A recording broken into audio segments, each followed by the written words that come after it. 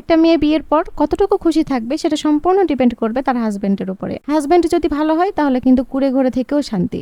সারাটা জীবন যার সাথে কাটাবো সেই যদি ভালো না হয় তাহলে কিন্তু কোটি টাকার ফ্ল্যাটে থেকেও শান্তি পাওয়া যায় না। দামি রেস্টুরেন্টে খাবার খেলেও সেখানে তৃপ্তি মিটবে না। এখনো অনেক সংসার আছে যারা দিন আনে দিন খায়, স্বামী স্ত্রী টিনের চালায় ঘুমিয়েও কিন্তু সেখানে লাখ টাকার শান্তি পায়। আসসালামু আলাইকুম, লিমা কুকিং ওয়ার্ল্ডে আপনাকে স্বাগতম। আজকে হঠাৎ করে কেন যেন আমার মুরগি খেতে খুব ইচ্ছে করছিল, তো জামাইকে ফোন করার সঙ্গে সঙ্গেই সে নিয়ে হাজির হয়ে গিয়েছে। তো সেই মুরগিটাই রান্না করব, আপনাদের মাঝে শেয়ার করব। মুরগির মাংস আমি এখানে সবটুকু নিয়ে নাই, আমি অর্ধেকটা নিয়েছি।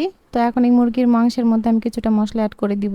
এক টুকরো দারুচিনি, 4টার মতো সাদা এলাচ, 5-6টির মতো লবঙ্গ, তারপরে 5-6টির মতো গোলমরিচ, আর নিয়েছিলাম একটা বড় এলাচ। তো সেগুলো একটু থেতো করে তারপরে কিন্তু এর মধ্যে দিয়ে দিয়েছি। আর দিয়েছি 3টির মতো কাঁচামরিচ, আর দিয়েছি পেঁয়াজ কুচি। এখানে আমি পেঁয়াজ কুচি নিয়েছিলাম 3টার মতো। তো পেঁয়াজটা এখানে দিয়ে দিলাম। দেওয়ার পরে এখানে আমি আদা এবং রসুন একটু থেতো করে নিয়েছি, সেটা এখানে দিয়ে দিলাম। 1 চা চামচের মতো হবে। তারপরে দিয়ে দিচ্ছি স্বাদ মতো লবণ। তারপরে দিয়ে দিচ্ছি এখানে 1/2 চা চামচের মতো হলুদের গুঁড়া। তারপরে দিয়ে দিচ্ছি 1/2 চা চামচের মতো জিরা গুঁড়া, 1/2 চা চামচের মতো ধনিয়া গুঁড়া। তারপরে দিয়ে দিচ্ছি 1 চা চামচের মতো লাল মরিচের গুঁড়া। আর দিয়ে দিচ্ছি 2টা ছোট ছোট তেজপাতা। আর দিয়ে দিচ্ছি 3 টেবিল চামচের মতো সয়াবিন তেল। তো তারপরে কিন্তু সমস্ত মশলা দেওয়ার পরে হাতের সাহায্যে ভালো করে একটু মেখে নিব। তো হাতের সাহায্যে ভাবে মেখে নিলে আমার কাছে অনেক ভালো মনে হয়। মাংসের মধ্যে হাতের ছোঁয়া পেলে মনে হয় যে এটা টেস্টই আলাদা হয়। তো তারপরে কিন্তু আমি চুলাটা অন করে দিয়েছি। তারপরে আমি এটি খুব ভালো করে এই তেলের মধ্যে একটু মাংসটাকে কষিয়ে নিব, মানে একটু ভাজা ভাজা করে নিব, বেশি না, 2 থেকে 3 মিনিট এভাবে তেলের মধ্যে একটু ভেজে নিব।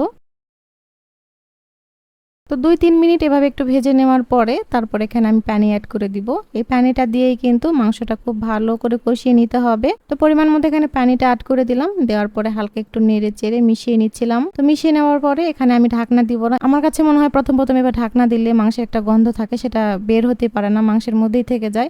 তো আমি এই জন্য কিন্তু ঢাকনাটা দিই নাই। তো দেখতেই পাচ্ছেন মাংসের কালারটা কিন্তু একদম চেঞ্জ হয়ে গিয়েছে। আমি কিন্তু অনেক সুন্দর করে কষিয়ে নিচ্ছি, আপনারা দেখেই বুঝতে পারছেন। তো আমি যে পানিটা ছিল ওই পানিটা শুকিয়ে যাওয়ার পরে কিন্তু যে তেলটা বের হয়েছে, এই তেলের মধ্যেই কিন্তু আমি মাংসটা অনেকক্ষণ ধরে কষিয়ে নিচ্ছিলাম।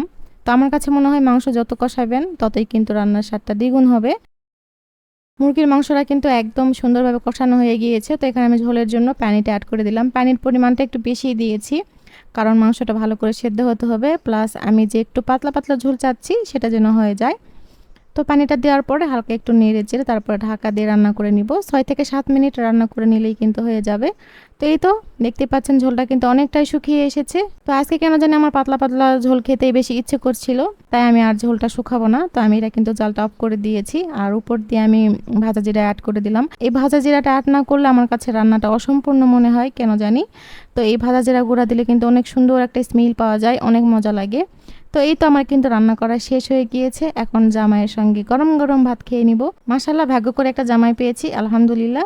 তো কেমন লেগেছে আজকের রেসিপি অবশ্যই কিন্তু কমেন্টের মাধ্যমে আপনারা জানিয়ে যাবেন। আজকের মতো বিদায় নিচ্ছি, আল্লাহ হাফেজ।